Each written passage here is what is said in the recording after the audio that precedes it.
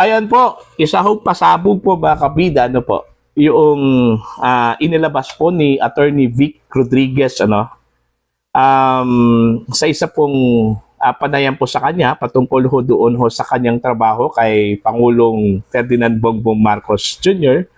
nung siya po ay nag-umpisa, okay, nung kumandidato po itong si Pangulong Marcos bilang presidente ng Pilipinas, hanggang siya po ay nanalo at itinalaga bilang executive secretary po ng palasyo, masaklap yung mga revelations po ni Attorney Rodriguez, po mga kabida. Yan yung pag-uusapan po natin dito ho sa aking vlog.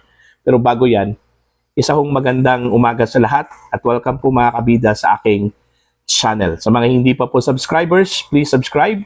Just click the subscribe button, click the notification bell, click all para updated po kayo sa aking mga uploads. Ayan. So, dito po tayo sa pasabog po ni Attorney Vic Rodriguez.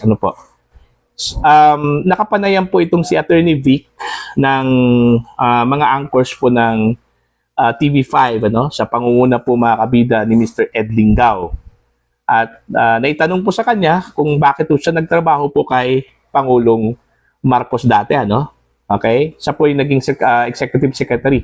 At mantakin nyo mga kabida, napaka lakas yung pagsabog, yung binitawan po, ni Attorney Rodriguez, Mantakin nyo, sinabi po niya na siya po ay nagtrabaho bilang executive secretary kay Pangulong Marcos na ni isang kusing, wala ho siyang natanggap, wala ho siyang sweldo, bilang executive secretary that time. Ang kanya ho daw role doon is tinulungan na po daw niya itong si Pangulong Marcos. Pero as to salary, hindi ho siya sweldado, po. Hindi ho siya nagtatrabaho sa kanya. Tumulong lang daw siya po kay Pangulong Marcos. So yun yung kanya hong revelation, nagsilbi bilang executive secretary, inappoint na executive secretary pagkatapos po nanalo po itong si PBBM, pero wala palang sweldo, according to him. Yan yung masaklap po mga kabida. Siguro hindi yun yung reason kung bakit po siya umalis, I'm sure meron po siyang mabigat po na rason, po mga kabida, although hindi niya sinabi yun, kung bakit po siya umalis doon sa interview na yun, po, okay? Kasi short lang po yung clip po mga kabida, po. Papakita ko po sa inyo, ha? Okay, paparinig po namin sa inyo. Yan po, pakinggan po natin si Attorney Vic Rodriguez. Why did he work for me? I did not work for him. And I've helped him. Iba yung nagtrabaho ka sa isang tao. May sahod yun. Wala akong kinuhang pera sa kanila. And all the time that I was executive secretary, this you ought to know. Wala akong sinahod, ni isang sentimo. Ayun. Wala hong sahod. Nagsilbing executive secretary po. Pero wala hong sahod. Okay? Hindi ho sinahuran po itong si Attorney Vic Rodriguez. Anyway, short stint lang po yung kanya hong posisyon, bilang secretary po o executive secretary po ng Marcos Admin during the first months po ng kanya hong panunungkulan bilang Pangulo po ng Pilipinas, mga kabida, Although, narinig na po natin ito pong si Attorney Vic doon ho sa debate na inorganize po mga kabida ng GMA7, yung mga candidates po for senators, in-invite po nila. At yun po, naitanong po sa kanya kung bakit po siya umalis, kay Pangulong Ferdinand Bongbong Marcos. Ang sagot nga niya doon kung maalala ko pa hindi na daw niya kaya kung sikmurahin yung mga nangyayari po mga kabida. Kaya siya po ay umalis. At actually yung unang rason po niya doon is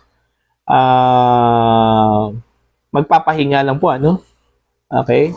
Pero after few months lumabas po ito, si Attorney Rodriguez, at yun, nag-umpisa na pong banatan po itong administrasyong Marcos.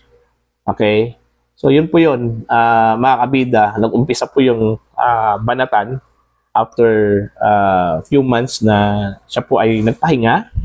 Okay, and then nawala sa limelight, ano? At yun, lumabas, ito na po. Hanggang ngayon, naging critic na po, no, ng Pangulong Ferdinand Bongbong Marcos po, mga kabida. Alright?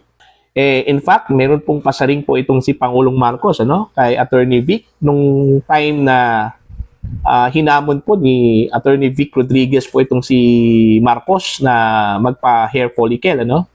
Mga kabida, yung sabi po ni Pangulong Marcos that time, bilang sagot, kung naniniwala ho daw siya, kung naniniwala ho daw siya na meron po siyang, kung naniniwala ho daw itong si Attorney V na gumagamit po siya ng illegal na droga, bakit po daw siya nagtrabaho? Hindi ho dinig-defy po ni Pangulong Marcos yung kanyang hamon, ano? Yung hamon po ni Attorney Rodriguez po, mga kabida.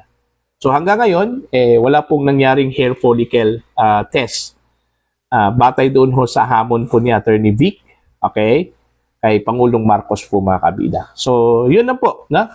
So titingnan na lang po natin kung hanggang saan po itong bangayan po, ano, ng dati hong magkasama at dati hong magkaibigan, ano, si Attorney Vic Rodriguez at ito pong si Pangulong Ferdinand Bongbong Marcos po, mga kabida. So para po sa inyo, ano po yung tingin ho ninyo dito ho sa pasabog po ni Attorney Vic Rodriguez, mga kabida? You can comment down, at sa mga hindi pa po subscribers sa aking channel, please subscribe. Just click the subscribe button, click the notification bell, click all para updated po kayo sa aking mga uploads. Maraming salamat po sa inyong lahat. God bless po, mga kabida.